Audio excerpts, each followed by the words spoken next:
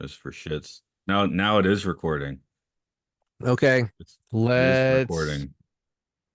do this Thing. thing. What this thing. This thing. Okay. Let's do this. Welcome to podcast 666. One. I'm Uh your host, Mark of the Devil. Isops. Here, move your head. I need to read that properly. Ecaps. 6661 One ECAPS. ECAPS. Okay, there we go. This is Matt here. This also is going out for Halloween into the Films and Filth feed, so maybe it's an episode of that. Luke was invited. Would you like the explanation why he's not here? Yes, please. So yesterday I mentioned it, and he was like, maybe I'll watch it tonight. And then he was like, well, Mercy, who lives with him now, and him, they went to see the first Omen, and since she's from Catholic Mexico, that movie like totally flipped her out. So he was like, maybe she'd want to see this one. Yeah, just a wild guess. This one might be scarier than that one. Have I not haven't seen I that. haven't seen the first Omen. Did you watch First Omen? No, I just seen the first Omen, like this Omen. Right. I Well, haven't the seen first. the first Omen. I've seen the first Omen. Okay. Anyway, yeah, I you mentioned doing this because it has some A Space 1999 guest stars or actors in it, right?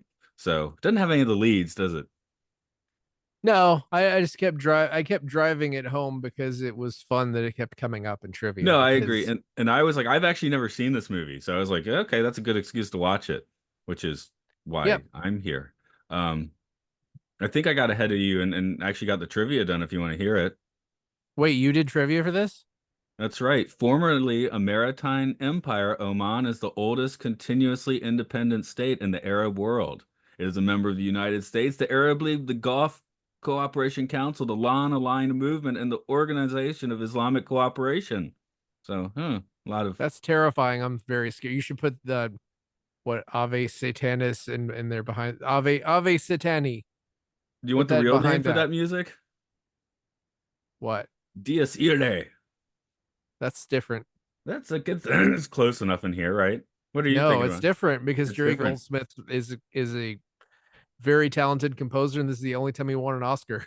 And it's also the only time a song from a horror film won an Oscar. No, no, you as a composer, you're allowed to take a crack at that. Like every composer's done their own version of it. If you write a requiem somewhere in there, you put in the Dies Irae. So it's Yeah, it's sure. it's a legit thing to put in there. Mozart did it, right? So it's Uh, an element of Brahms did it. It's Ave an element. Satani. But it's not the whole thing though. It's just Right, not. right. I was curious because I was like, is it actually the same thing, the same music? And I put on a clip of like Dies Irae in music, and yeah, it's always changed a little bit. So I think so yes, he did write this theme. This is music he wrote, but it's still going for that tradition. I guess just how you go about the chords and the chords of doom, that sort of thing. Yeah, I feel like this has more going on than a lot of horror music, and that's probably why it won an Oscar, or maybe won an Oscar because a lot of people saw the movie, and then the popular thing wins the Oscar. But actually, this is kind of funny because when I started the movie, the soundtrack's great, but the very first bit in Rome, there was a bit of like kind of dweezily sounding music, Not like Dweezil Zappa, just I didn't like it. I was like, oh no, is this gonna have a bad soundtrack? And then I see Jerry Goldsmith, like, that can't be the case. And it quickly got out of that. I think the idea was just to give you a little bit of like, you know, happy pastoral music before we go to hell, maybe was the idea. Yeah, So no, that was exactly what Richard Donner wanted. He wanted to make a drama. He wanted to film this as a drama so it was like an elevated horror, like not the first quote unquote elevated horror movie, but certainly one of the first, right? I mean, does The Exorcist count? Is that yeah, elevated? It's got pea soup, vomit, so but um it's not just it's Rosemary's clearly Baby, yeah The those Haunting. three. The Haunting. I don't know if I've The seen The original Haunting. one, not the 1999 one, but there's Don't Look Back, Don't Look Now. Which one is it with Donald Sutherland? One of them's Bob I Dylan, haven't one of seen them's them. Donald Sutherland. Anyway, that's kind of a I classy mean, Bob horror. Dylan is scary too, right? But yes, this is one of the elevated horror films. I will give you that, for sure. Uh, Yeah, because it's scarier when you film something just like it's a schmaltzy drama, but then the lady hangs herself. As much, I mean, for me, for my money, that's way better I know a lot of people just want it to be like creepy music. Ding, ding, ding, ding, ding, ding. Oh, so you're tense the entire time? To me, that's boring. I get bored. Mm. It's like, give me something where you throw something at me from left field when I let my guard down. So, as this podcast is going to be hitting movies for a few episodes, we had that discussion like, how do you want to go about the trivia, which we never completed. So, I don't know what you're doing. I took sort of a shot from the hip approach of a hybrid of just did I trivia it until I couldn't stand doing it anymore. So it's going Okay. to be kind of a lot.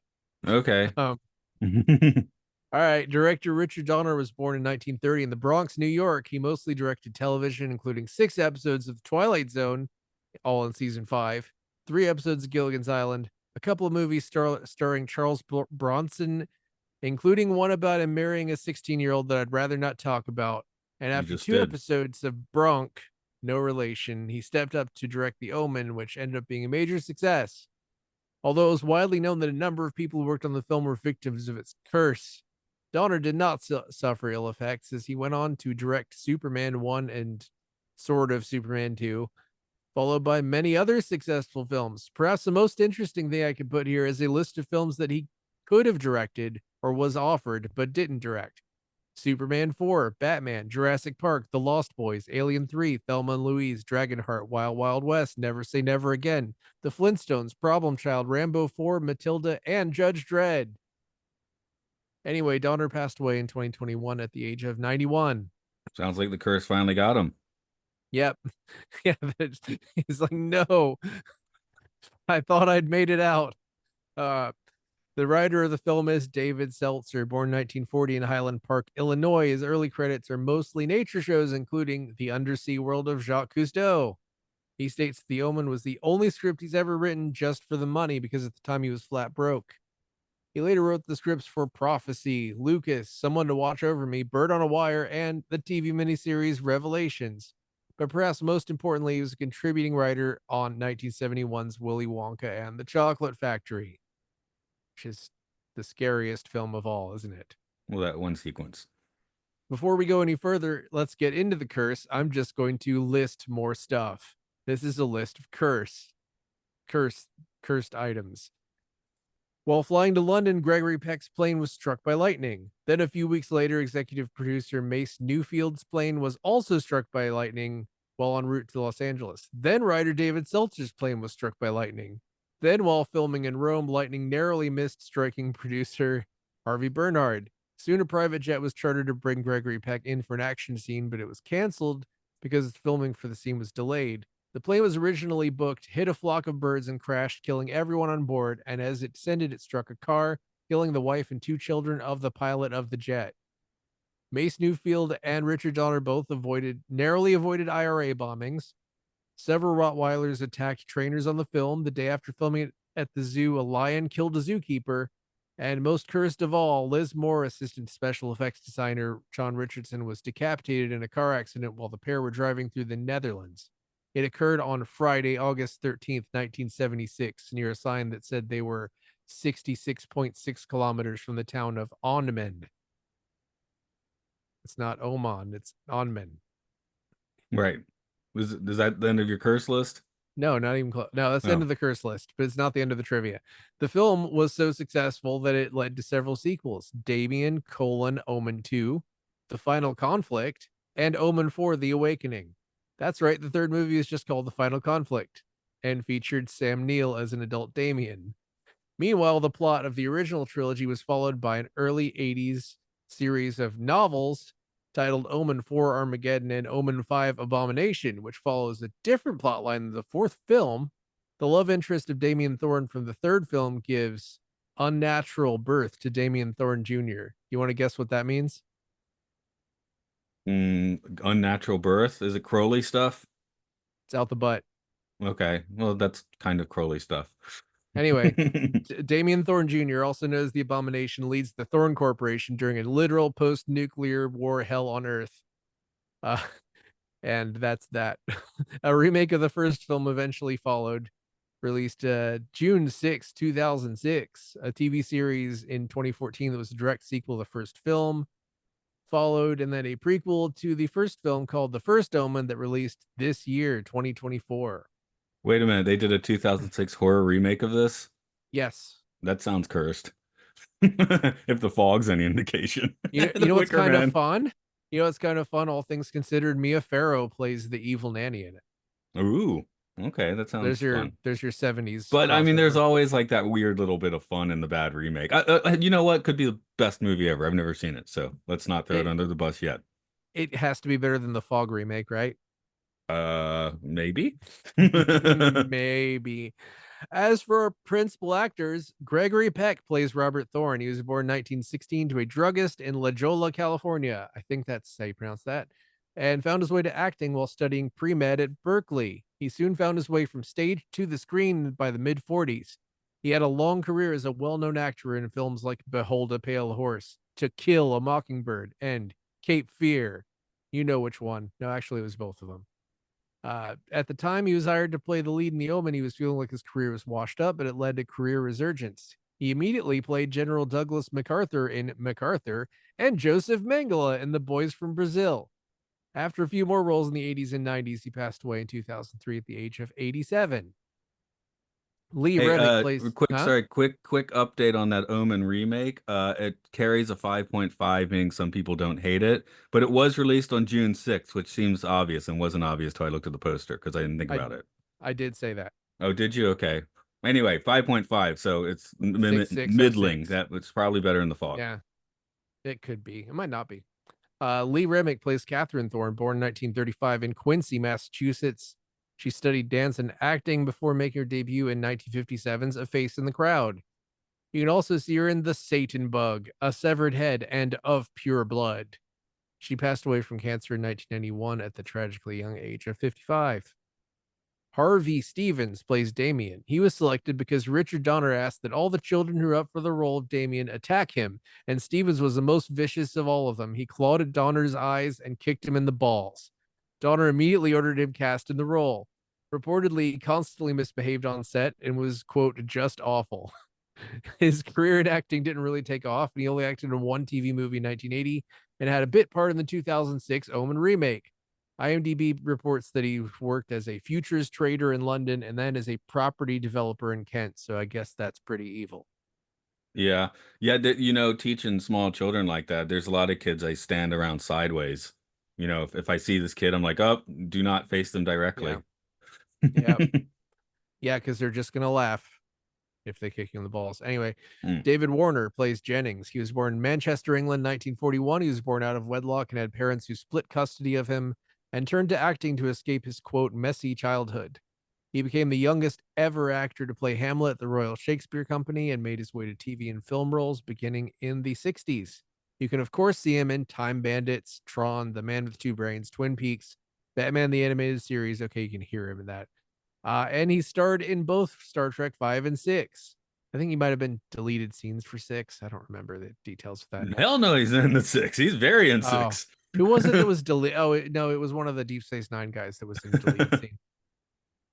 Really, there are too many roles to list, but for many, his most memorable role was as Gul Madred, who could easily be called the Joseph Mengele of Cardassians in Star Trek: The Next Generation two-parter Chain of Command. He passed away at the age of 80 in 2022.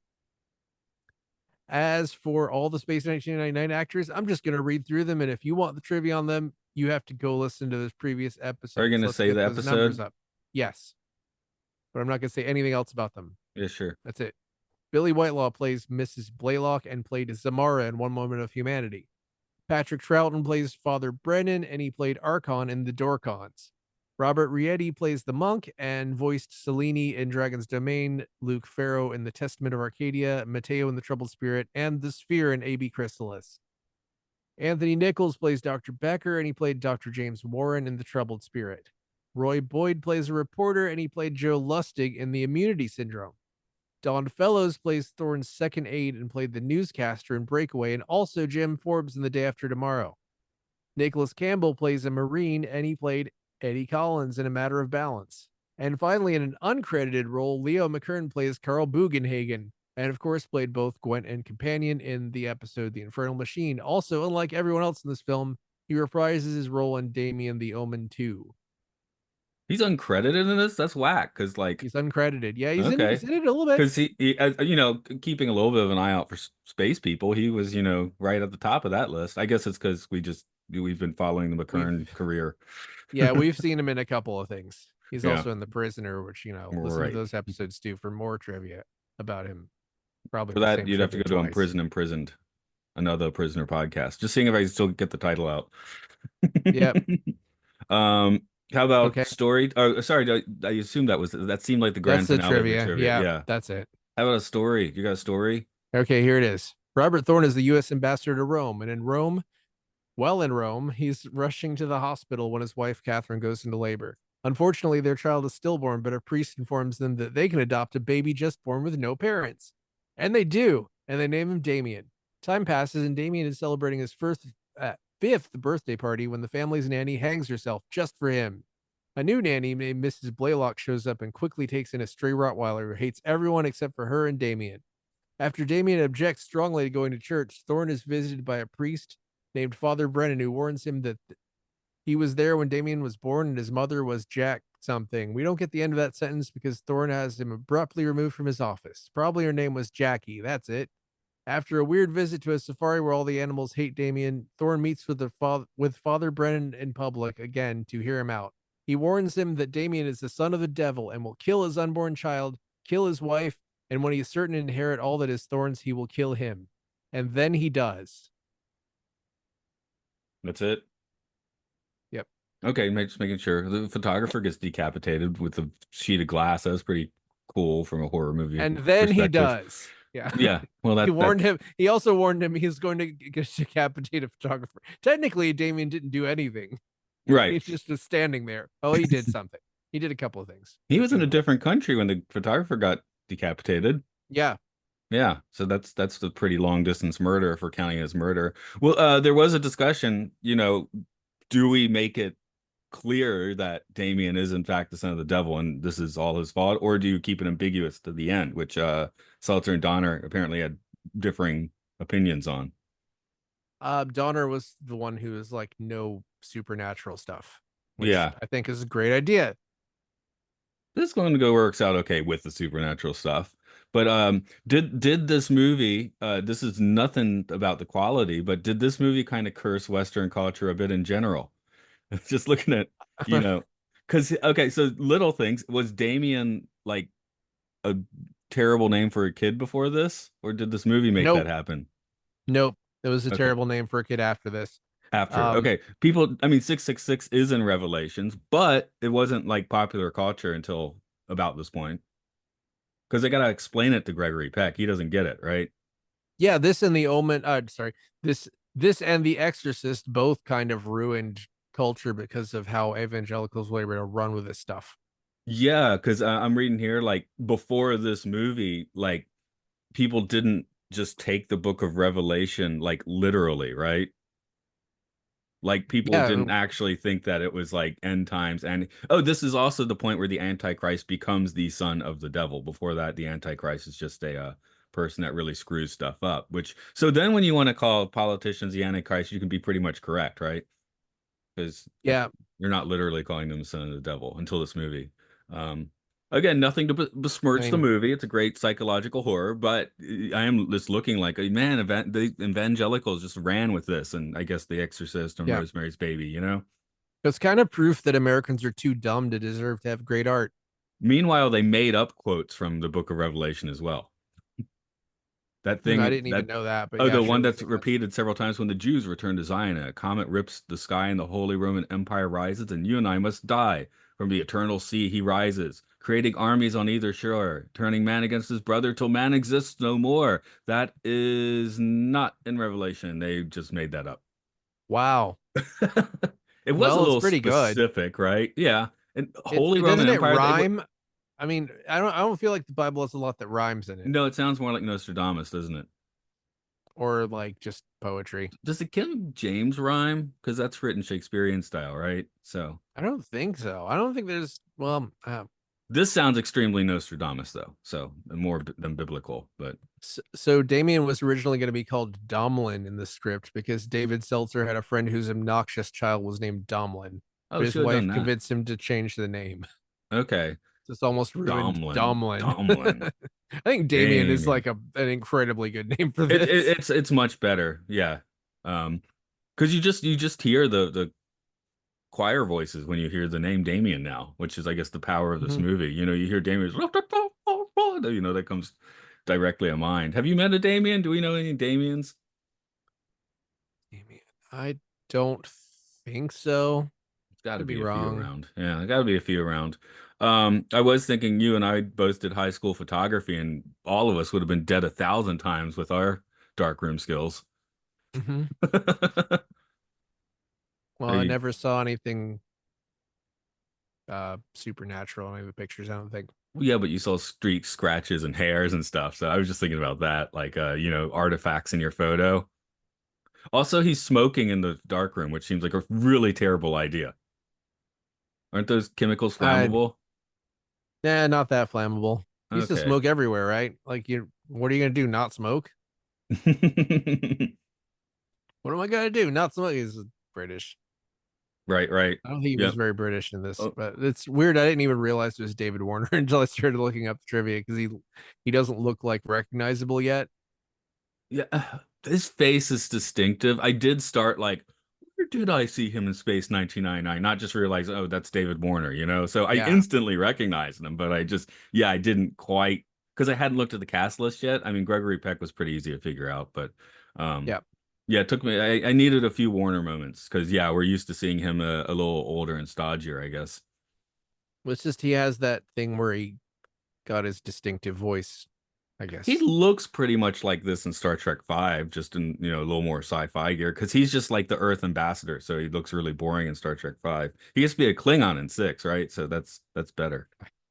I don't remember. I need to rewatch both Well, of he those used he movies. It's used to be been very he was long. a Klingon in six. He's definitely in six. Okay. Okay. Yeah, I just couldn't remember there was somebody who was deleted scenes and he's not the one. So it's just been that long. I think when first saw six, I probably didn't exactly know who he was. This is England. They could have just changed Damien's name to Dennis and called this the Dennis the Menace movie. That would have worked, especially with British Dennis the Menace. I think wasn't it like the doesn't England have a different Dennis the Menace? Like it's a Yeah, and he completely just he separate just thing. he just picks fights and causes things for a laugh. Like he's like much more vindictive and aggressive than American Dennis the Menace. I Because listened America, to like a multi-part podcast about the guy who drew the comic strip Dennis the Menace, and it was the thing where he was like a terrible person and a terrible father, and his kid was like traumatized by it.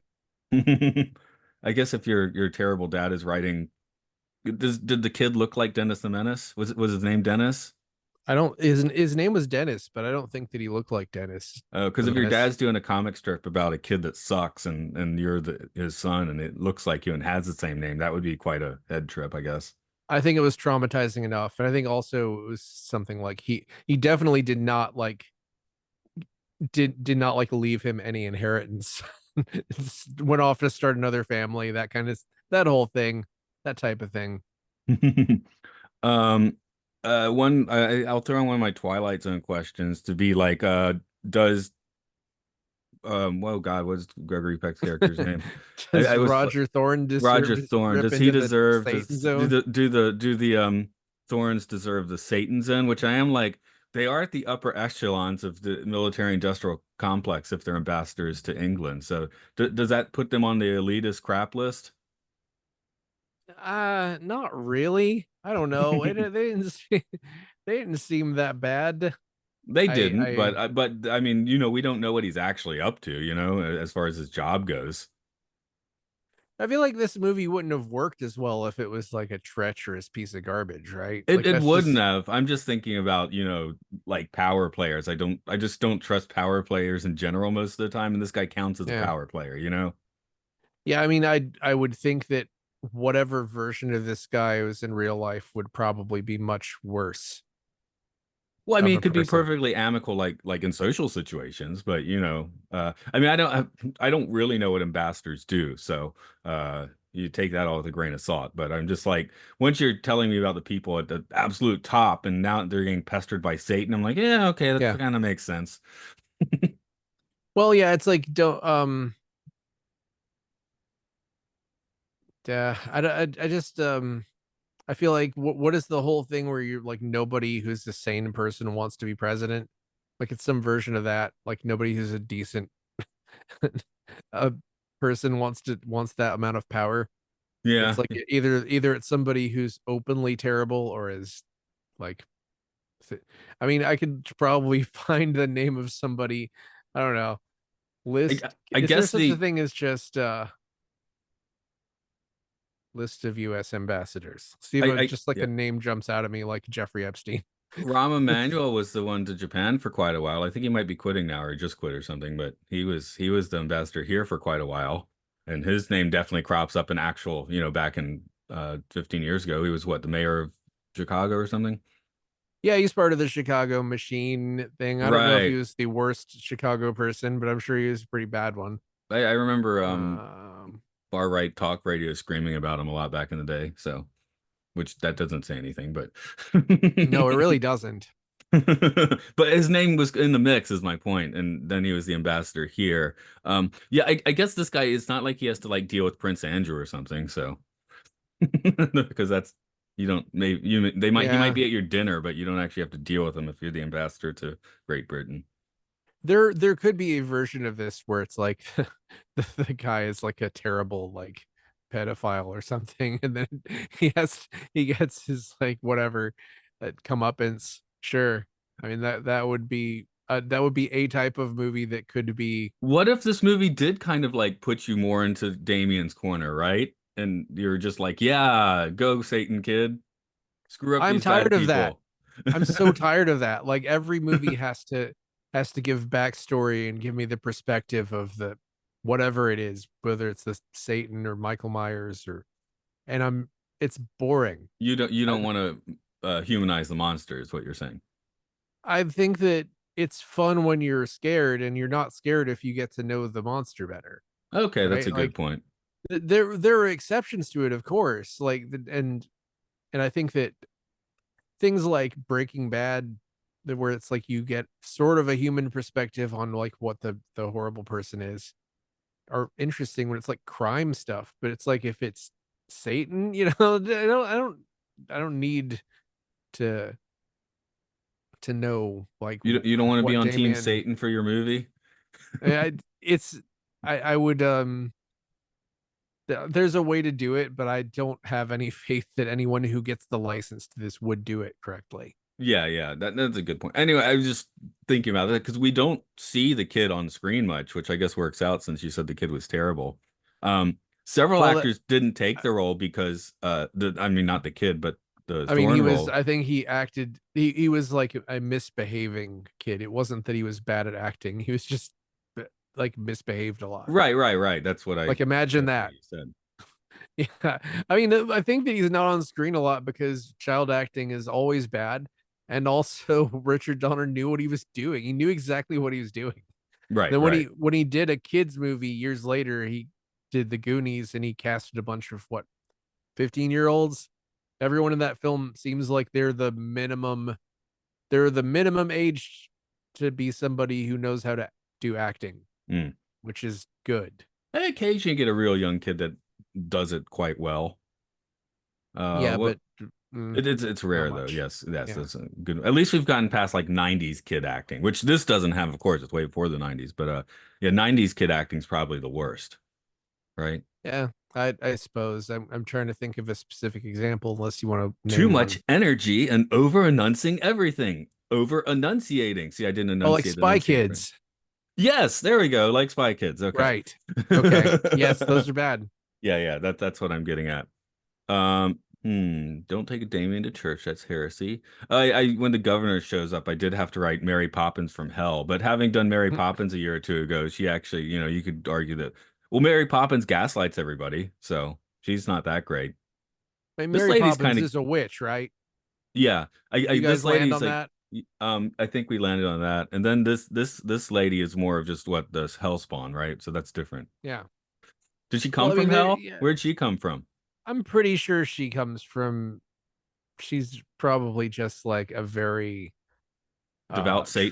trustworthy devout Satanist. Yeah, right. But no, like I was gonna say, there were other people up for the role of Thorn. And Gregory Yep. Peck almost turned it down because they're like, "Oh, we're gonna play a child killer. That might not be good for our image." Charlton Heston said no. William Holden said no, but William then comes Holden. back in the second one to play the brother. Yes. So he decided that was a mistake, I guess.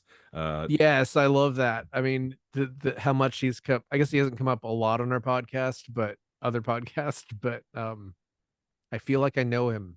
I Sunset love that. Boulevard. Yeah, I love that for him. He's just like, yeah, I'll take the second one, and the second one is well regarded, actually. Yeah, and I was sitting here like, wouldn't he have been too old at this point? But I mix him up with William Powell again, as I often do. Oh yes. William Powell would Speaking have been of way too old, possibly dead by this point. podcast trademarks, such as is it William Holden or William Powell? Right, right. Well, this is only the second time that's come up, so it's not too bad. I think it's only this. He's only been in one movie in our podcast, right? I think Mm, I just equate him with Network, which I've just watched a lot of times right. and Okay. Yeah. should be on the good list. Yeah, that's a sort of one. It's like right off of it, by the way. It will be. It will Mm. be eventually. Yeah. Um, Having a look at just random. Would you want to take the Holy Communion? sure, I've done it before. I'll do it again. Right. Because I was Episcopal church. I was one of the acolytes, and I remember at Christmas especially the altar boys and girls were all in the back drinking all the port wine because there were just like cases of Wow. it. Like a whole bottle of Holy Communion, or at least a half bottle. I didn't go that nuts, but we were definitely drinking more than the communion amount. We were little Well, Damians back there. that's what you're supposed to do. That's what childhood is for. That is correct. Um, Yeah, I did write quatrains are not a great way to convince, the quote I did earlier from Revelation that they wrote and it's not in Revelation. If I'm going to convince someone using weird, archaic poetry is maybe not the way to do it. Can you Oh, you think you can convince someone through poetry, especially to kill their child? doesn't that sound like something a priest would think would work?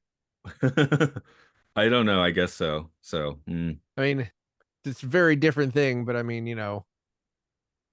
like in something like a Southern Baptist church, maybe like you must approach the truth with wisdom, or you shall hisdom. You have to. There's more rhyming in those. I can't think of. I or you can't think. won't be a whiz, dumb. I'm calling you Yeah, dumb, right? You won't be a yeah, whiz, yeah, dumb. There yeah. we go. Exactly. I've worked it out. Okay. See, I should Uh, write religious poetry now. Um, what else did this kind of introduce into the I was thinking Simpsons kill the boy stuff. That happens a lot. Yeah, no, there is no actual child killing in here. He only tries to kill, no. right? So I don't see why that was a problem. Just is it did it it's that there is a was it the Abraham story or whatever? Isaiah's gonna he drags his son to an altar and is about to kill him for God, and then God's like, no at the last second. Yeah, there's tons of child killing in the Bible, right? Right, but this is The specifically whole dragging the thing. kid and throwing him on an altar and attempting to murder him. Yeah, I feel like whoever wrote the Bible didn't really think it through. Like there weren't movies back then. The peoples who wrote the Bible. Yeah, the people's whomst ever wrote I mean, it. if comic books one day become the Bible, you'd have the book of Superman and you'd have the book of, I don't know, Preacher, right? And those are going to be pretty different books. Well, I've been thinking a lot lately about how maybe our generation like stealth has been messed up by Superman. like no, just TV existing our whole lives has messed us up because it's sort of like there are things that we watched as children and now we can rewatch them and everyone in them is dead now, That's kind of which I feel trippy, like yeah. that's kind of weird, right? Like it's like permanence didn't really exist. I mean, we're going to talk about that in another podcast soon. They're Mhm. like permanence, you know what I mean? Like did permanence exist before photographs? Well, I mean, again, you have your symphony bopping Portraits. around. You get a portrait Yeah. made, right? If you're an important Yeah. person, you got a portrait, right? So and that went on a wall somewhere, so people remember that. But yeah, permanence became a Legends, way different thing around like 1930 or so. right? You know, it's really weird. And I mean, hell, it's this is one of the first, one of the first movies like that. Nobody had made anything like this before, right? Like now that people are just crapping them out left and right. There's like 5 of these last week probably came out on But this is TikTok. also, I mean, this is also very much like the dry 70s drama at the same time, which you would Yeah, not be making now. So, how do you feel about the you pacing of might. this? I don't, I think it was well paced, but I could definitely see like you have to pay a little more attention here than, a simple popcorn movie. I like the pacing because it constant even when I was like kind of lulled into a sense of I'm kind of bored, it was like it never felt like I was allowed to get too bored or too comfortable, but it also never felt like it was just constantly drilling down on stuff. The only time it really got relentless was at the end, and a lot of that was just like Gregory Peck fighting the nanny to the death in the kitchen, which is really fun. Is this the first version of like Final Destination deaths? Yes, I mean, the like nanny just throws Miss Thorne out the window. So, I mean, that was a straight up murder. But the others are, yeah, the glass and the nanny. That's very Final Destination stuff, you know? yeah. This is a direct line to that, and I don't think anybody had really done this before, where like it So, was like so yeah, when you keep nothing. saying this kind of movie hadn't been around, I'm like, I don't know. I already tossed out those five titles. But if you want to say this is the first of the Final Destination sort of strain of movie, Yeah, I would certainly go with that. it was it was a new kind of a thing where like and the influence of like European films on American films had really just kicked into high gear at this point in the 70s. And that's why evangelicals were allowed to do a huge power grab because because Americans have like no critical thinking skills. So they're like, "Oh, Satan's real." And that's it. And then Ronald Reagan's elected immediately. I mean, yeah, well, people were just starting to get Millennium Fever a little bit. So, I mean, the whole conceit here is like, well, gee, if the Antichrist is on the earth, he'd be a boy right now. Yeah. Did you read about the episode of Kolchak the Night Stalker, The Devil's Platform? No, Okay, I've that's a 1974 episode of Kolchak the Night Stalker, starring Tom Skerritt as Robert Palmer, a young politician whose meteoric rise mm, seemed to come out of nowhere, blah, blah, blah. Um, Palmer, like Damien, has a very protective Rottweiler familiar who's impervious to harm. And inexplicable photographic anomalies help point Kolchak in the right direction. And in the end, the ambitious satanic candidate is dispatched with a holy instrument. So mm. this article is suggesting that it's like watching all three Omen films at once, except Kolchak wraps it up in an hour I because have he's just not that good. I have not seen Kolchak the Night Stalker before ever, and I starting from reading about it, I feel like I probably should, right? Like It's I it's really kind of should. like I would call it 70s X-Files, but a little more supernatural and alienish. Yeah, But yeah, yeah, yeah. You got it. We can start our Call Check the Night Stalker podcast with, and many people have been threatening to do that. let's see if John beats us to it. um, I mean, film or filth. I guess we should talk about that since it's going to be in that feed. The Space Oh, 1999 questions certainly don't make any sense here. It's all yeah, existential dread, 100% existential dread. yes, So 100% there's that. existential dread No film. sci-fi No, fun. No not sci-fi really fun. filth. Um, No soft core it's not anything. sci-fi, so that doesn't come up in this. But we can go ahead and I'll call it a satanic film, but I mean that in a fun way, not in a judgmental way. I mean, I think this is better than any horror movie we've done on that podcast. But I guess that's not saying much, right? I Like mean, they're I don't comparing it know with if The Fog and the Human Centipede. Ooh. um if I have to Shining's compare coming it to up. The Shining, that's pretty difficult. But I might I, ask me again after I've rewatched The Shining Okay. soon. But I can maybe this is, I mean, I've seen The Omen once and I've seen The Shining like 20 times. So, I mean, I'm just yeah, easily going to say Shining. And I'm just going to say, as Gregory Peck's great in this, but it's not a just This 100% iconic performance like Jack Nicholson. Or hell, let's give it to Shelley Duvall. She had a bad time on set. Give it to her too. well, yeah, and also like I know I said something about I don't care about the bad guy. That's part of what's good about The Shining is that Jack Nicholson is obviously like a problematic character, but it doesn't go into it. Like you don't really know what he's capable of before that stuff that he does that's like legitimately murderous, and that's good because that makes it scarier. I don't need like a backstory for his character. Right. I think Stephen King didn't like it because he was like bothered Because some to. people are not the best, you know, critic of their own work, probably. I was gonna say I think it's because that that story was originally about alcohol taking hold, and then if the guy who's the alcoholic was also kind of evil, then that would signify that maybe Stephen King was evil when he was an alcoholic, and he can't have that. Yeah. I am looking at some one-star reviews for The Omen if you'd like a few of those. Sure, they say we'll Um, get into that later. That Stephen King's evil. Uh, um, oh, what is The Omen? I should actually say what the actual rating of The Omen is on IMDb. It gets should get a 6.66, but it's got a 7.5. uh, Well, it's got a higher rating yeah, than that. that So feels right. I mean, that right? That that feels fair. and I would put you know, The Shining higher as it is on the list. So that it would be higher on my list too. But no, this is a good film. Glad I watched it. I hear some people that are not glad they watched it. Okay. Uh, Terribly aged, boring, scary movie without a single scary scene. This is supposed to be a horror movie many people consider super scary, but all I watched was a super boring movie that didn't have a single scary scene. Quite frankly, the only scary thing about this movie was how slow and boring it was. If you think this movie is scary, you must be one of those people who is scared of their own shadow. This is more of a religious propaganda movie than a horror movie. The entire movie is filled with religious references and religious propaganda. If you enjoy watching a boring sermon at the church for 2 hours, you'll love this movie. If that's not your idea of fun, you won't find much in this movie other than insane amount of boredom.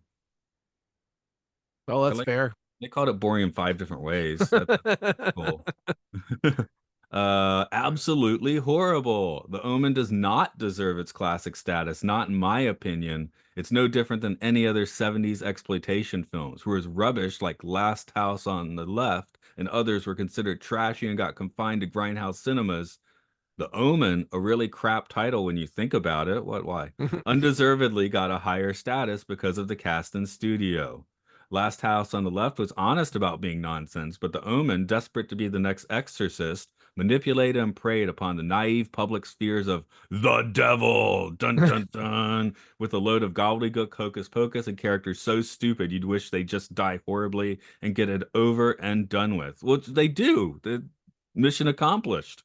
I I mean, they all die pretty horrible deaths, right? I forgot to mention this movie was originally titled A Birthmark, and then it was changed a couple of times. But I think this is a That's a much definitely worse title. that's a much worse title. Let me see. I found one that's kind of fun. Okay. Spawn would have been good because it wasn't a super hero comic yet, right? This could have been a good Spawn in 1976. I'm just Okay. thinking of, I mean, I have no problem with the title. I'm just thinking of alternates here. Okay. Horrible movie from 2013. I've always enjoyed horror movies, so my dad recommended me to watch this movie. Said and done. I went to rent this movie and started watching. They just like talk about everything they did. 20 minutes passed, nothing happened. 1 hour passed, nothing. When the movie ended, I was so disappointed I could not understand why I even bothered to finish the movie. The kid was so darn annoying. The acting was so bad that I almost lost my faith in humanity. The plot is terrible. How this is considered a horror is beyond belief. I guess I just can't understand these old horror movies, as almost all of them that I have seen have sucked. This movie can be summarized like this: family get worried about their little boy. He has weird markings in his face, gets afraid of the church, etc. They should have gotten him professional help for being a little attention whore. I hated him so much. Completely waste of time. 8 of 30 found this helpful. If they tried to get him help, the psychologist or the pediatrician or whatever, they would have died. That That's doesn't, yeah, easy. that doesn't sound like someone who actually watched this, even. Like, you can't really say nothing happened in it. Like, yeah, I mean, the ones I read, I mean, their points, I don't agree with their points, but I guess you could call them valid at least. Yeah, I mean, yeah, if you're bothered by slow things, I can see how this would genuinely. If you're not, if you don't think it's cool when like people go to a zoo and the giraffes run away and the baboons attack their car, and you consider that nothing. I mean, I thought that was one of the coolest things. That reminded me, those are some of the coolest things I've ever seen. I mean, the decapitation is cool as hell. Do we Yeah, take there's a you, lot of stuff. especially the shot of the head to flying away? That has to be Yeah, a, and it's only like a split second shot, and it's just like, you're not gonna forget that shot. yeah, it's great. It's just like you see it happening, and you're like, well, this guy's gonna die, but you just aren't ready for like what it is. Like the whole movie goes Looney Tunes just for like a split second. Maybe that's the seed Yeah. of where Final Destination comes from, because Final Destination way ramps up that Looney Tunes aspect of the deaths. Yeah, and I'm gonna say Final Destination is possibly the only horror franchise where I've liked every movie in it. Well, yeah, because even if the rest of it's crap, as long as it's kind of like I haven't watched the Saws, but I imagine as long as the setup is interesting, the rest of the movie can suck. Nothing. I don't know. I've seen the first one and some of the two and three, and I was like, nah, I don't care. If I don't care enough to even bother watching the rest of them after I've seen like the first couple, then yeah, probably. I can't imagine, but that's also just not my thing, really. I just need weirdness. That's why the only horror franchise I've ever really keyed up to is the Elm Street series, because that just has weird surrealism, which I need because I'm not a horror guy. Yeah, but the problem is a couple of those are legitimately very boring, with like surreal 5 minute interludes in the That middle. doesn't bore me. Yeah, I'll watch the that second one. I think the second one's fine. second one is, oh god. I mean, it's funny that when you think about how uncomfortable it is for many people to watch, but like, It's not nah, my favorite. It is some people's favorite though, especially in recent years yeah. with newer interpretations on it. But yeah, I'm three or four for me. That's a I mean, sweet don't get me spot. wrong. Yeah, the gayer the movie, the better. But that one's just, it's just a lot of just Oh, that boring. makes the It's movie better when because I didn't think about that when I was 12 years old watching it, of course, right? So if I watch it now, I'm like, oh wow, this is a lot better. Because but I still watched two a lot when I was a kid too, because I that I had it on tape. definitely, I definitely felt weird about the coach getting his pants pulled off and getting spanked by an Hmm. invisible specter. That was definitely like, what is this? Is weird. Well, yeah, yeah. Anyway, yeah, I had one VHS with one and two on it, another VHS with three and four, and so those are the ones I've seen the most, I guess. I've seen Freddy versus Jason a few times. That's sort of the thing with that series is I don't like New Nightmare, but I I do subscribe to that three is the best one, but I think that three is so good that they couldn't really make good ones anymore, except for Freddy versus Jason, which I think is very good. But I've never quite been able to like Freddy's Dead. However, it's not boring. yeah, that's I guess I would rather watch that than five or New Nightmare. But a lot of people, I know a lot of people like hate that one with it like the passion of a thousand suns. So like I like Friday the 13th because almost every Friday the 13th movie is like the filmmakers are just they just tell filmmakers do whatever you want, it seems like, because they'll just do anything and rip off anything. Like Yeah. and some people are so mad at like the ninth one doesn't have Jason in it. It just has like that thing that crawls into people's necks or whatever. Well, I'm it's like, like yes, that's Halloween 3, awesome. right? Which now Yeah, let's people kind of screw it. like, but yeah. No, Halloween 3 is great. I hate the thing I hate is Michael Myers. He's so boring. Yeah, I've never been a Like, well, again, I should just go out. I've like in our friends growing up and stuff, I was the sci-fi guy. I yeah. wasn't the horror guy. Most people were kind of horror oriented, and I was more into the sci-fi, as longtime listeners of this podcast can probably work out. Yeah, I generally prefer sci-fi, even though I'm kind of tired of alien movies and they could just stop doing those. But Yeah, that's I just, still haven't seen Romulus. I guess it's going to turn out to be I'll watch it when it's available on home media. I mean, you might love it. It just I reminded me might when love I it. I was might watching kick it. myself for not seeing it in the Uh, theater. when I was watching it, it just made me realize that every alien movie is just like a nature video where you're just watching a creature do its normal things, and it's not very interesting after a while. And No, I'm what bored could of I it. see it at the At least movies? Predators can do like make plans and stuff. Um, Scheme. I guess we'll wind this one down then. I mean, it's worth talking about a few horror franchises, as this is one of them. You know Yes. what? If I watch the rest, maybe this would be up. I feel like I'd like to see where this goes. I want to see Sam Neill as the Antichrist. Maybe I should watch the Yeah, sequels. I do too. And I don't know why I'm like weirdly fascinated when sequels just don't even bother to put the name of the franchise in the name of the sequel. It's like, oh, it's going to see the final conflict. Well, I saw the poster. It's in the tagline at least, like with I the think they logo. added it later. They Oh, added it okay. later because they were like, what the hell are you guys doing? Like, it doesn't make any sense at all. Like, I guess it didn't make sense for Army of Darkness either, and they just never backed down from that once, right? Like, they never put Evil Dead on. I think they put on the cover of one of the DVDs something like Ash versus the Army of Darkness, but they never put Evil Dead in the name of it, which Um, was that was pitched as Medieval Dead, which is a much better title. yeah, I don't know. Like, Army of Darkness though, it's kind of like Evil Dead 2 is such a cult thing. I think it's kind of like how Mad Max 2 they retitled the Road Warrior in the States because they're like, well, no one in the States even saw the first one, so we can't call it two. I a think lot of Evil people Dead. did. Like Mad Max didn't do as well over here as it did in like Japan, but it a lot of people saw it. I think it was But like went so incredibly gangbusters in the popular. States, whereas if they had called it Mad Max 2, it might have not been as successful. I think that was a good call.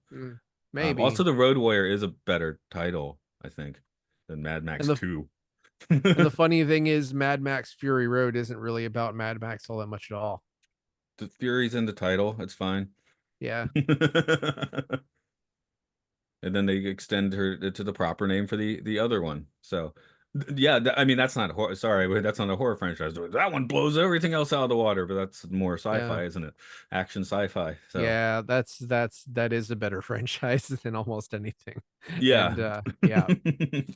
Um, Well, that's because what's that's the only bad one, and it's not bad, is Thunderdome, and Thunderdome still has plenty of good stuff in it. I think it's hard to make a horror franchise because horror is built on like surprises, right? So if it's like you're watching a movie and it's time for the thing to happen that you know is going to happen, then it's boring. I to me anyway. Yeah, because once you're on to part four, you're onto a formula, right? Whereas Yeah. that's why I'm interested in watching the Sam Neill one and the second one because they can't possibly do a formula of this. Damien's going to be older, right? I don't know. I guess two might he's still a kid in two. I don't know. He dies at the spoilers, he dies at the end of the third one and the fourth one is like a different kid and I think the fourth one is widely considered terrible. Okay. And then this year's the prequel, First Omen, which I have not seen because I don't go see horror movies really, but People say it's good. I don't really like prequels because of the same reasons I said for the other things. It's like if anything, prequels are usually even more predictable yeah, because I you know mean, what's I gonna feel like happen. there's a little more ground on this one though, because you'd have a completely different set of people and circumstances. That the only thing is, there's a kid at the end, right? We can handle that. Eh, Um, and looking at the theater, I mean, if it's good, it's good. I could That's still see Alien. Transformers One is dubbed in Japanese, as Luke said he watched it in Japanese. that has flopped so badly that it's coming to on demand in like 2 weeks. Wow. Hey, Yeah, really? Okay, this it's is sad. crazy. People generally consider it really great, and it's just nobody saw it. I could go see this. This one just it entered Japanese cinemas very late, but I can go see Sound of Freedom in the movie theater if I want What? to. Are you kidding me? Yeah, it's in the movie theater now. Sometimes movies come out later in Japan. So, That's like a while that later. was Anyway, a year, right? Wasn't that last I summer or something, or it like seems a longer year ago ago? than that, but yeah, it could have been a year ago. Yeah, yeah, okay. Um, You don't have anyway, Megalopolis yet, I've not seen or Megalopolis. It's not playing Japanese theaters, is it? Um, Joker. I don't know. You have to tell me that. I Okay, don't well, know. the buzz I've heard is Joker legitimately sucks. I don't know, haven't Yeah, seen it. Jukebox musical, kind of. jukebox musical. Yeah, that's always bad I news. hate jukebox musicals. Some people have posited that it is a much more original movie than the first one is, and therefore deserves some kind of merit. But Hmm. I'll just see it for free The whenever most because enticing things I've heard of Megalopolis is most of it is like, oh my God, what is this? But there's a few people that are just like, give it 5 years and this will be a masterpiece. Just like how they're saying it's just doing like the culture blasting of just everything on like going out through the internet. It's like a movie of scenes being shoved in your face.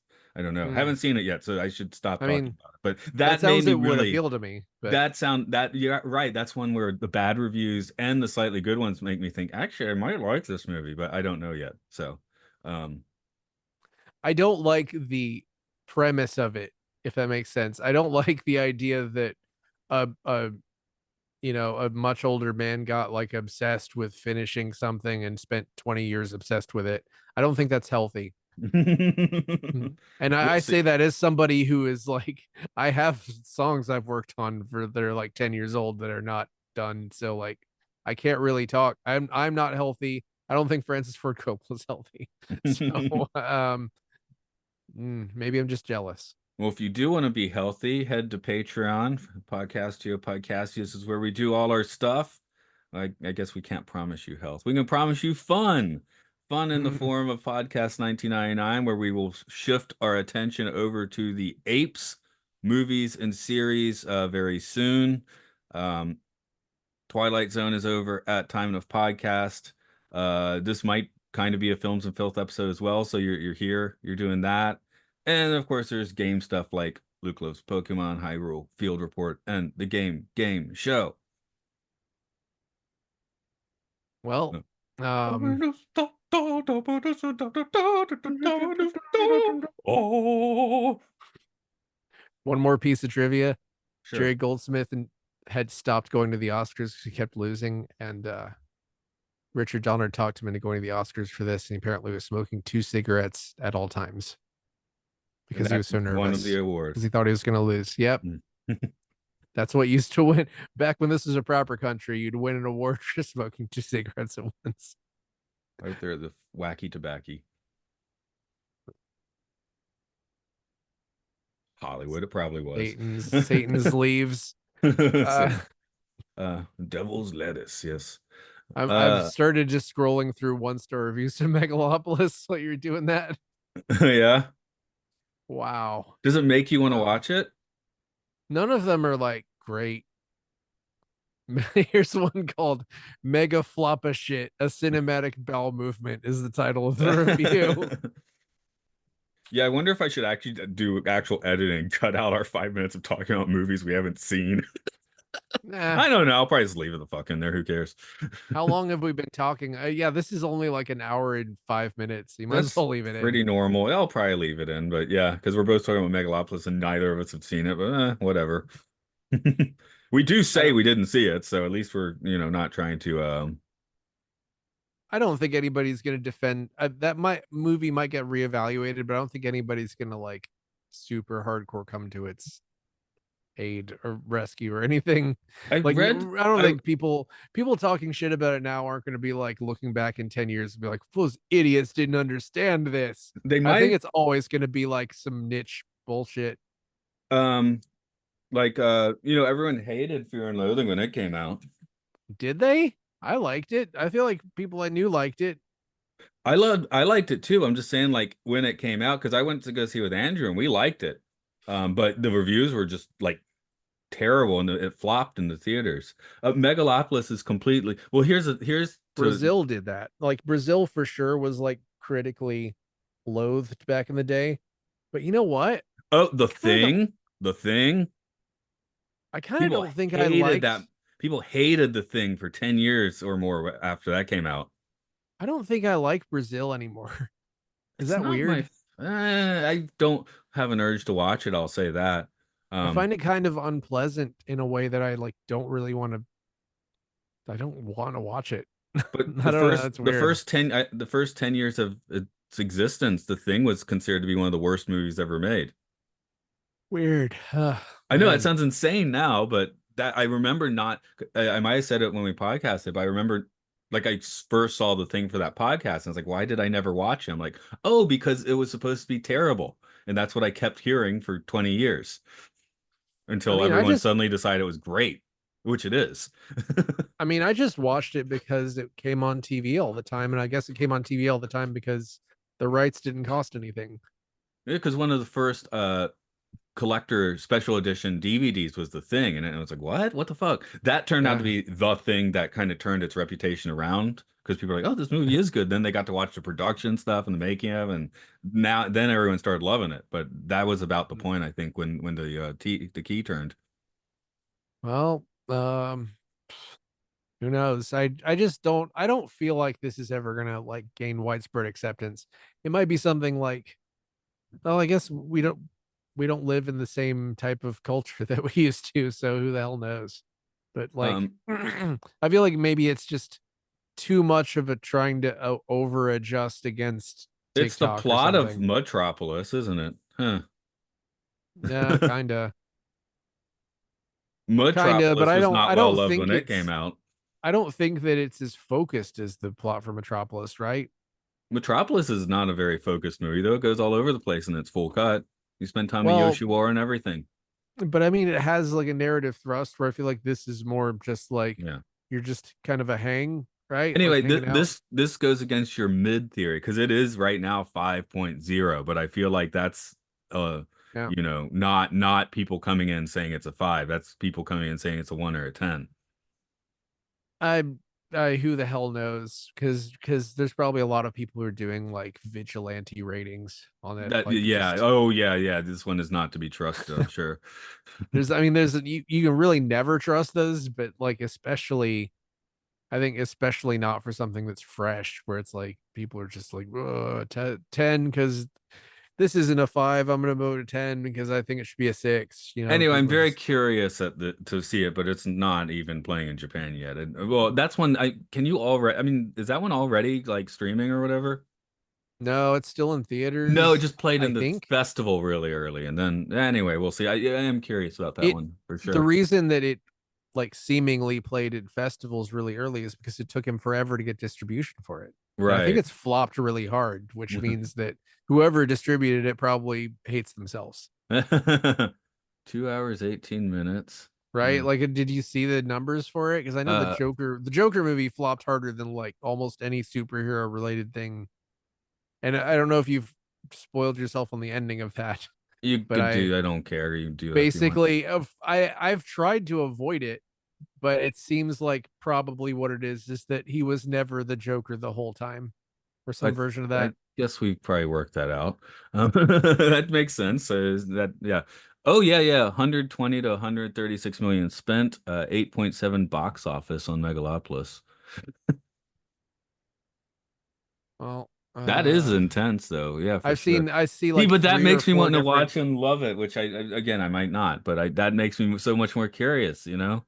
I see Um, more than two headlines where someone took Mega Flop and then put Olis at the end of it. Wait a minute. How the fuck did Joker Folie et Deux have a budget of 200 million?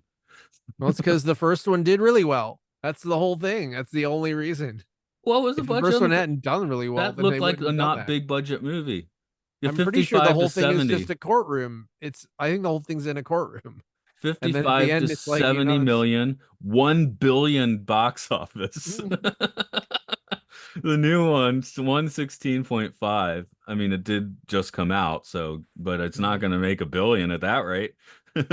no, they have, well, uh, Hollywood just continues to prove they don't know what the fuck they're doing at all, really. 33% on Rotten Tomatoes, 45 on Metacritic. See, that one I don't have love for, but though, because jukebox musical, screw that. I see why I probably don't want to see it, you know? I mean, that's not off putting to everybody, but it certainly is to me. It's like when Mimi once, but this was like, well, actually, I think in the States when we were in that apartment, but she was like, oh, you like the Beatles? Let's watch Across the Universe. And I couldn't get through more than 5 minutes of it. Yeah, context is important, but it's just, And I everything, think it's like Beatles songs, but they're all turned into like bad show tunes. I guess Jukebox Musical has the original song, or do they do their own version? How's that that work? all that means is that it's, songs that were not written.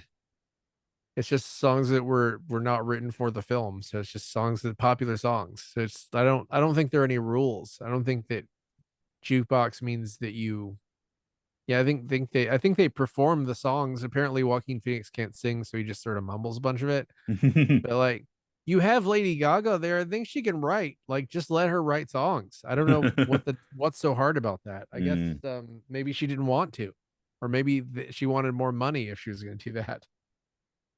Because mm. I think really for a lot of people, it's like just it being a musical at all is a deal breaker. You know what I mean? Like that's I don't think a lot of people even need the jukebox part. And there have been what like 5 or 6 different movies in the last couple of years where they're musicals and then the trailers have no songs in them. Like the Mean Girls musical, no music in the trailer. Like the Wonka movie was the same way. Like they're just trying to straight up trick people at this point. Like maybe people now are just like, fuck you, you're not gonna trick me this time. I'm not gonna go. I guess I'll go ahead and hit the recording since we're now doing the podcast. Matt and Mark argue about movies they haven't Wow. seen. Now everyone's been spoiled to that movie unless I was wrong You about the said you were going spoiler. to spoil it right when you're saying it anyway, and you don't know Okay. because you haven't seen it. I don't know and I won't. Okay, if you're listening